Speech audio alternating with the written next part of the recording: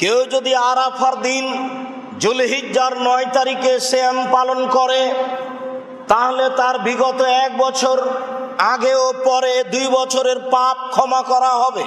আবু হুরায়রা রাদিয়াল্লাহু তাআলা আনহু বলেন, রাসূল সাল্লাল্লাহু আলাইহি ওয়াসাল্লাম বলেছেন, মা মিন ইয়াউমিন আকসারা আইয়ুতিকাল্লাহু ফিহা আবদান মিনান নারে মিন ইয়াউমি আরাফা। পৃথিবীতে এমন কোনো দিন নাই যে দিন আল্লাহ তাআলা অধিক সংখ্যক মানুষকে জাহান্নাম থেকে মুক্তি দেন।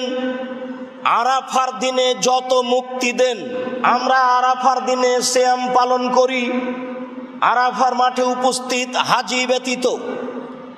রাসূল সাল্লাল্লাহু আলাইহি সাল্লাম বলেছেন, আরাফার দিন সিয়াম পালন করলে আগে 1 বছর পরে 1 বছর 2 বছরের পাপ ক্ষমা হবে।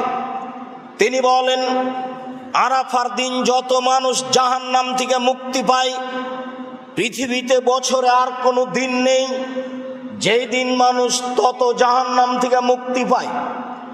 মর্মে আমরা সকল দিনী ভাই বোনকে অনুরোধ জানাচ্ছিলাম এই পর্যন্ত আলোচনা রেখে যে যুলহিজ্জার 1 তারিখ থেকে 9 তারিখ পর্যন্ত টানা ধারাবাহিকভাবে নফল সিয়াম পালনের আমাদের অভ্যাসী হতে হবে।